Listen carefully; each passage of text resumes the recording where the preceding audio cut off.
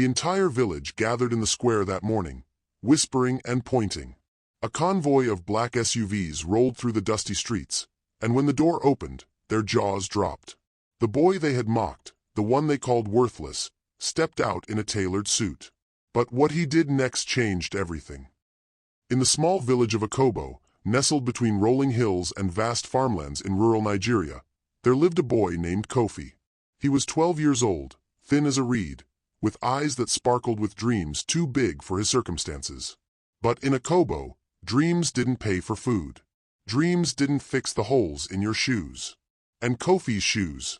Oh, those shoes were the talk of the village. They were brown once, or perhaps they had been black. Nobody could really tell anymore. The soles flapped when he walked, held together by strips of rubber tire he'd tied around them with twine. The toes were completely open, exposing his dusty feet to the red earth of Akobo. Every morning, when Kofi walked the 3 miles to school, those shoes announced his poverty with every step. Flap, flap, flap. The other children heard him coming before they saw him. "Here comes Flap Flap," they would shout, doubling over with laughter. "Kofi the beggar boy." His classmates were no better. There was Daniel, the chief's son, who wore crisp uniforms and leather shoes that shined like mirrors. There was Ada, whose father owned the only provision store in the village, always carrying fancy snacks from the city. And then there was Ao, the loudest of them all, who made it his personal mission to remind Kofi of his place in the village hierarchy. Kofi!" Ao would call out during break time, loud enough for everyone to hear. "Did you come to school or did you come to shame us? Look at those shoes. Even my father's goats dress better than you." The entire class would erupt in laughter. Even Mr. Benson, their teacher, would turn away, pretending not to hear. After all, Kofi's mother was just a washerwoman. His father had died 3 years ago, leaving them with nothing but debts. Who was Kofi in the grand scheme of Akobo? Nobody. But Kofi never fought back. He would simply lower his head, grip his worn-out textbooks tighter, and walk to his seat at the back of the classroom. His mother, Mama Kofi, had taught him better than that. "Education is your weapon, my son," she would tell him every night as they ate their meager dinner of gari and groundnut soup. "Let them laugh now. You will have the last laugh." Kofi believed her. He had to. While other children played football after school, Kofi studied under the dim light of a kerosene lamp. While they spent their weekends at the stream, swimming and gossiping, Kofi borrowed books from the community library and read everything he could find. Mathematics, science, history, business. He consumed knowledge like a man dying of thirst. But the village didn't see his determination. They only saw his torn shoes. The worst day came during the annual Village Youth Festival. It was the biggest event in Akobo, where children showcased their talents and parents paraded their offspring like prized possessions. Kofi had worked for weeks on a science project, a small solar panel he'd built from scraps he'd collected from the mechanic's workshop. It wasn't much, but it worked. It could power a light bulb. When it was his turn to present, Kofi walked to the front of the gathering, his project carefully balanced in his hands. He could feel hundreds of eyes on him. More specifically, he could feel them staring at his feet. Flap, flap, flap. The whispers started before he even reached the podium. "Is that the washerwoman's son? Look at those shoes. What could he possibly have to show us?" Chief Ade, the village head, sat in the place of honor, his belly straining against his igbada, his face already twisted in amusement. Beside him sat Pastor John, Elder Obi, and all the important people of Akobo.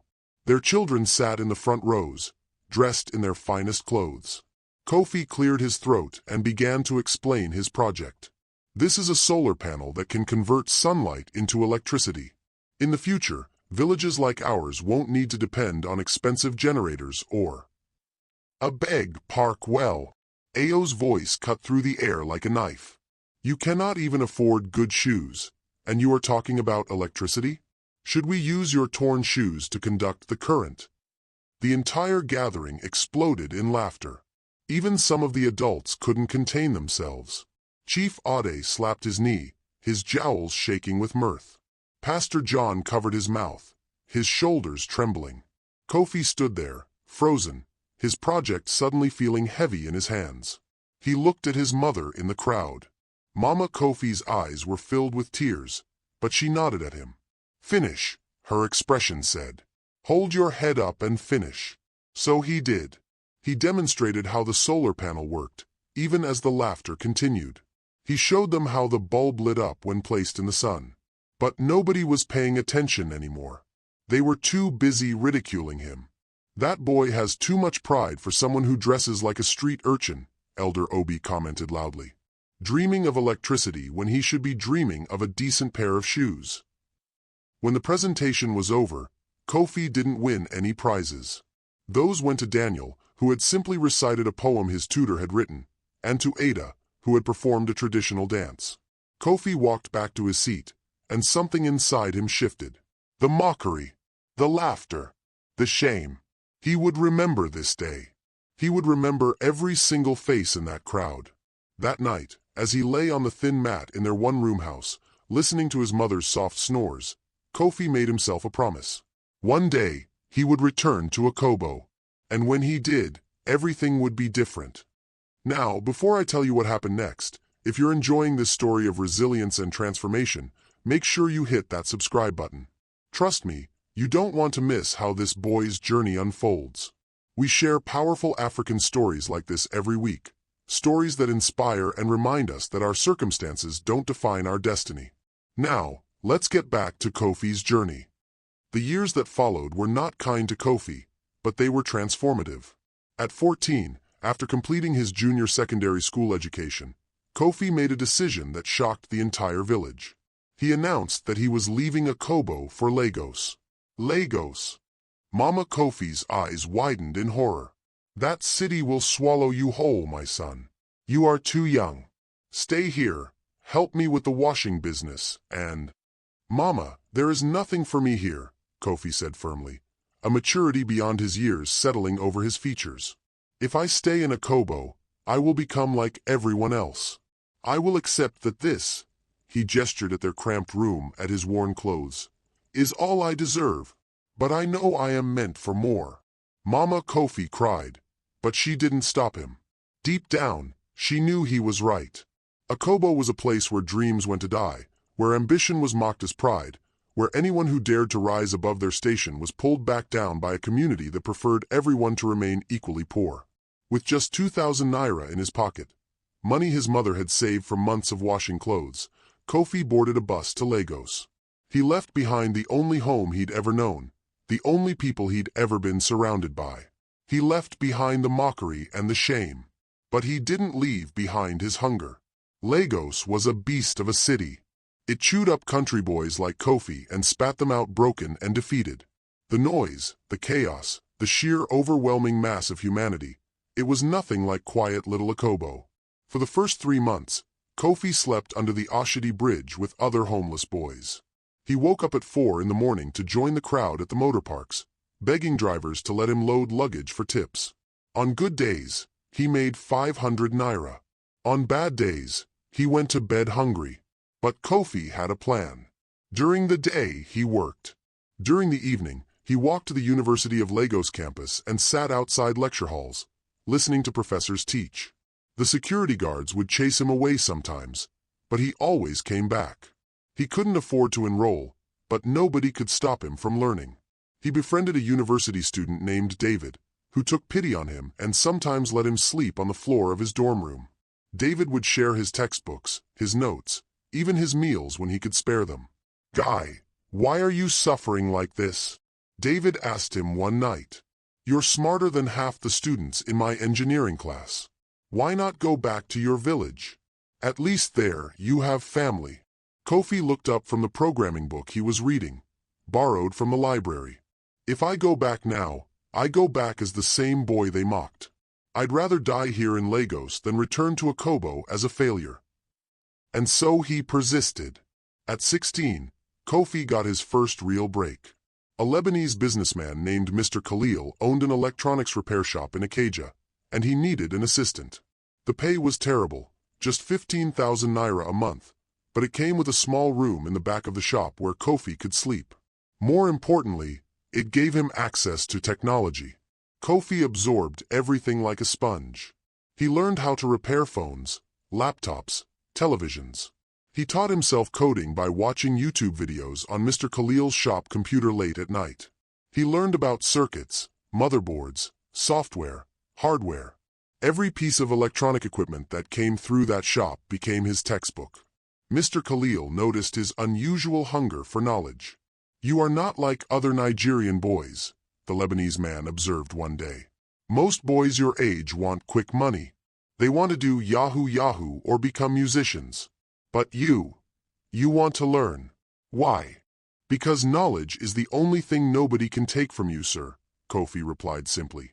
Mr. Khalil nodded, impressed. From that day, he began to invest in Kofi's education. He enrolled him in online courses. He bought him books. He treated him less like an assistant and more like a protege. By 18, Kofi had taught himself enough programming to build his first mobile application. It was simple, a marketplace app that connected local artisans with customers in Lagos. He called it Artisan Link. Nobody believed it would work. "These local craftsmen don't even use smartphones," his friend said. "This app is a waste of time." But Kofi proved them wrong. He went from workshop to workshop, teaching carpenters, welders, and tailors how to use smartphones and how Artisan Link could bring them more customers. Within 6 months, he had 500 artisans on the platform. Within a year, 5,000. The app started generating revenue through a small commission on each transaction. It wasn't much, maybe 50,000 naira a month, but it was his. He had built something from nothing. By 20, Kofi had saved enough money to rent a proper apartment and leave Mr. Khalil's shop, though the two remained close friends. He hired 2 developers to help him improve Artisan Link, and the app's growth exploded. But Kofi's ambition didn't stop there. He noticed a problem. Most small businesses in Nigeria had no digital presence. They couldn't afford expensive websites or marketing agencies. So Kofi created another platform, BizBoost, that allowed small businesses to create simple websites and manage their online presence for an affordable monthly fee. BizBoost took off like wildfire. Within 2 years, 20,000 businesses subscribed to his platform. Then 50,000. Then 100,000. The revenue went from thousands to millions of naira monthly. By 23, Kofi was running a tech company worth over $1 billion naira. He had offices in Lagos, Abuja, and Accra. He had 40 employees. He had been featured in magazines. Tech investors from South Africa and Kenya were calling him, wanting to partner with him. The boy from Akobo, the one with the torn shoes, had become a tech entrepreneur. But he never forgot where he came from. More importantly, he never forgot how they treated him. Isn't it incredible how determination can transform a life? If this story resonates with you, do me a favor and hit that like button. And if you haven't subscribed yet, now's the perfect time. We're building a community of people who believe in the power of African stories. Stories that show us what's possible when we refuse to give up. Alright, let's see what happened when Kofi decided to return home. It was a Tuesday morning in Akobo when the news started spreading like wildfire. "Have you heard? Kofi is coming back." Kofi, the washerwoman's son. Yes. Someone said he's now a big man in Lagos. Very rich. Lies. That boy. The one with the torn shoes? How can he be rich? Nobody believed it at first. It had been 11 years since Kofi had left Akobo. Occasionally, his mother would mention him, say that he was doing well in Lagos, but people assumed she was just being a proud mother. After all, what could the son of a washerwoman possibly achieve? But then the confirmation came from an undeniable source. Chief Ade himself announced it during a village meeting. "Kofi has informed me that he will be visiting our village next week," the chief said, his voice carrying across the town square. "He has requested that we gather everyone. He says he has something important to discuss with us." The village buzzed with speculation. "Maybe he wants to beg us for forgiveness for running away," Elder Obi suggested. "Or maybe he wants to borrow money to impress us," someone else added. Only Mama Kofi knew the truth, and she wasn't talking. She simply smiled mysteriously whenever anyone asked her about her son. The day of Kofi's arrival came. The entire village gathered in the square, all 3,000 residents of Akobo. This was the most excitement they'd had in years. Chief Ade sat in his usual position of honor, surrounded by elders. Ao was there, now working as a clerk at the local government office. Daniel, the former chief's son, stood with his father. Ada, who had married a farmer, held her baby on her hip. Everyone who had mocked Kofi was there. Everyone who had laughed at his torn shoes. Everyone who had told him he would never amount to anything. They waited, and then they heard it, the low rumble of engines.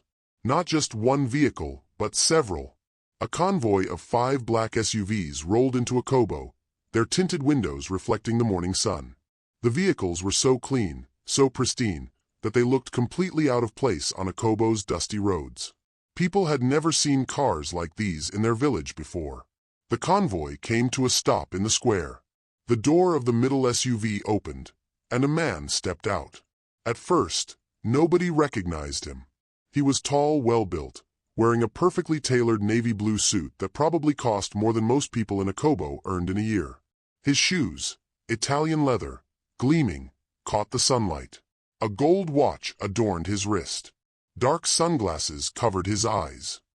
He removed the sunglasses slowly, deliberately, and that's when they saw his face. "Kofi," someone whispered. It was him, but not the Kofi they remembered. This man standing before them radiated confidence, success, power. This was not the skinny boy with torn shoes. This was someone who had conquered the world and returned to tell the tale. The silence in the square was deafening. Kofi's eyes scanned the crowd, taking in every face. He saw Chief Ade, his mouth hanging open. He saw Ao, pale and sweating despite the morning's coolness. He saw Daniel, Ada, Elder Obi, Pastor John. He saw Mr. Benson, his old teacher. He saw all of them. And then he saw his mother. Mama Kofi stood at the edge of the crowd, tears streaming down her face. Kofi walked straight to her, his expensive shoes kicking up dust with each step, and embraced her tightly. "Mama," he whispered, "I told you I would make you proud." She couldn't speak. She just held her son and wept. After a long moment, Kofi released his mother and turned to face the village. When he spoke, his voice carried across the square with an authority that made people stand straighter. "People of Akobo," he began, "I am sure you are wondering why I asked you all to gather here today. I am sure you are wondering what the boy you used to call Flap Flap could possibly want from you." A few people had the decency to look ashamed. Most just stared. 11 years ago, I stood in this very square during the youth festival. I presented a project I had worked on for weeks, a solar panel I built with my own hands. Do you remember what happened? Silence. "You laughed at me," Kofi continued, his voice steady but firm. "You mocked my torn shoes. You told me I should focus on getting proper clothes before I dreamed of electricity. You told me I had too much pride for someone at my station." Chief Ade shifted uncomfortably in his seat. "I left Akobo that year with nothing but 2,000 naira and a promise to myself. I promised that I would return one day. Not to seek revenge, but to prove something. To prove that where you start doesn't determine where you finish. To prove that poverty is not a personality trait. To prove that those torn shoes you mocked were just temporary, but my dreams were permanent." He paused, letting his words sink in. "Today, I am the founder and CEO of 2 companies, Artisan Link and BizBoost. Together, they are valued at over 15 billion naira. I employ over 200 people across 3 countries. I have partnered with international investors.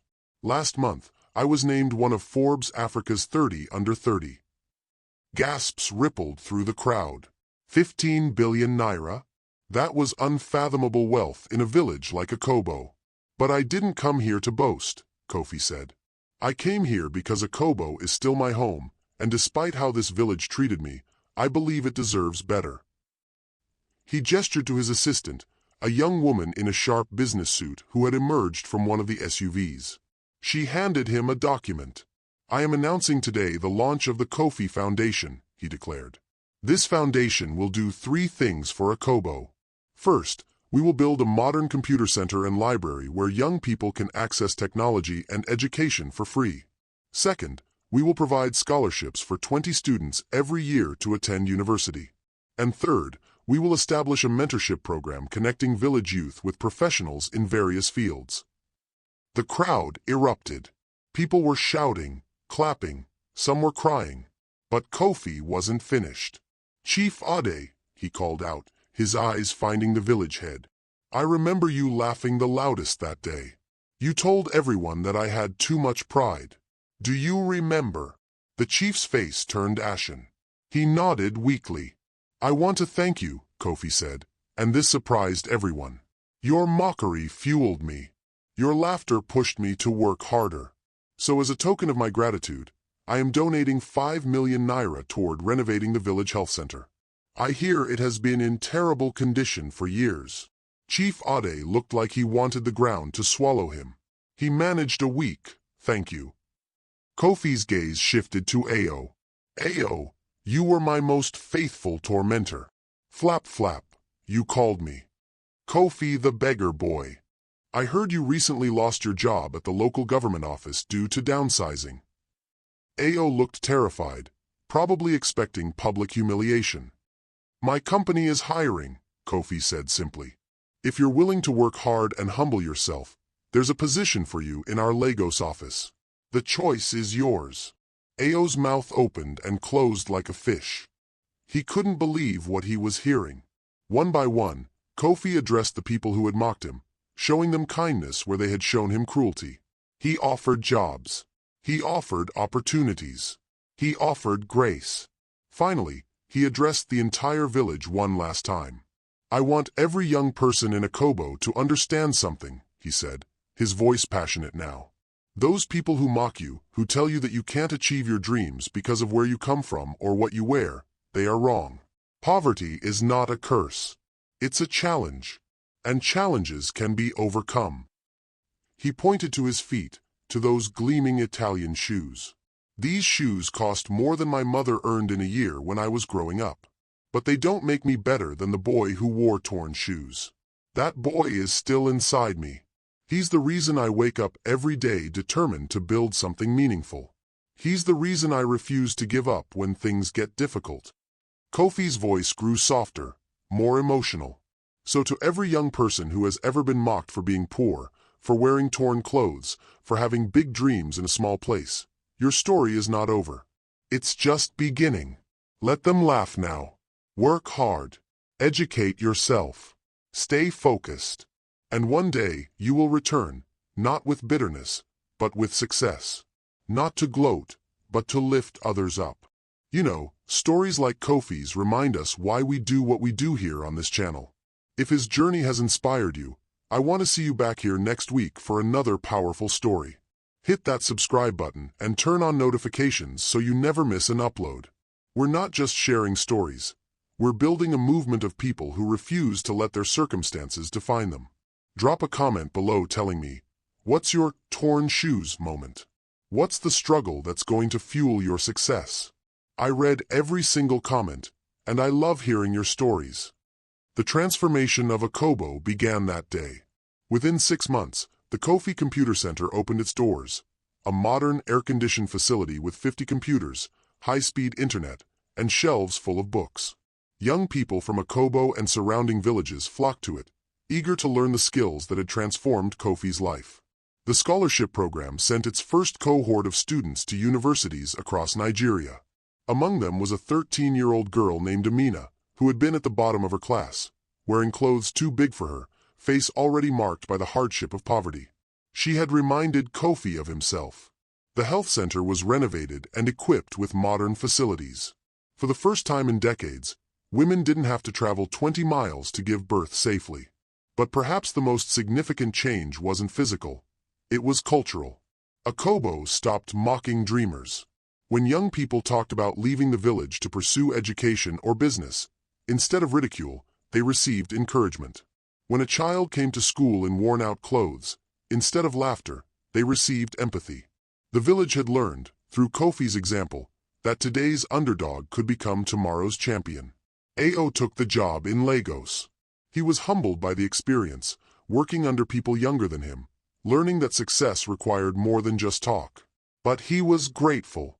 He would later say that Kofi's grace taught him more about humanity than all his years in Akobo had. Chief Ade, in a village meeting 2 years after Kofi's return, publicly apologized for his role in mocking the boy. "I was wrong," he admitted before the entire village. "I let pride and prejudice blind me to potential. We almost lost one of Akobo's greatest sons because we judged him by his shoes instead of his heart." As for Kofi, he never forgot Akobo. He returned regularly, each time bringing new initiatives, new opportunities, new hope. His company continued to grow, expanding into other African countries, but he always made time for the village that had shaped him.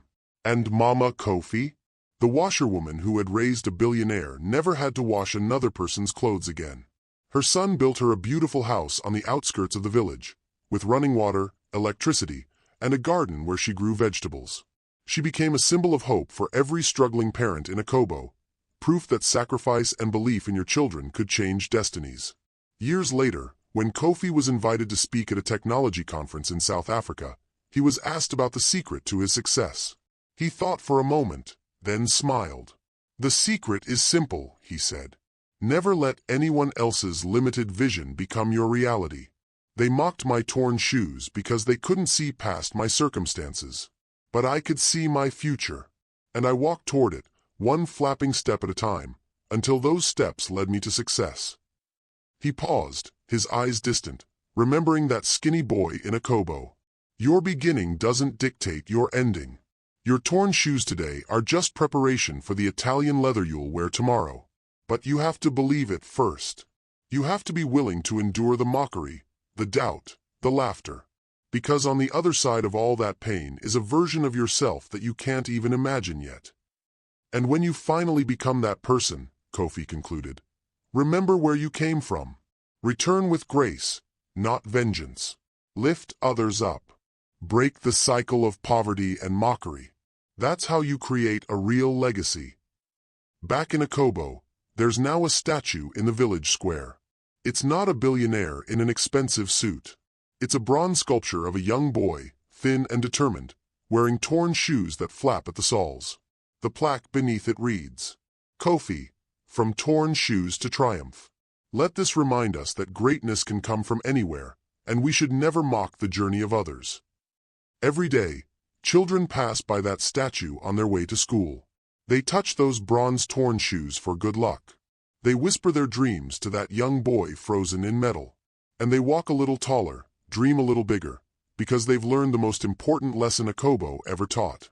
The boy you mock today might become the billionaire who saves your village tomorrow. And sometimes, the sound of torn shoes flapping against the ground is not the sound of poverty. It's the sound of a future millionaire learning to walk.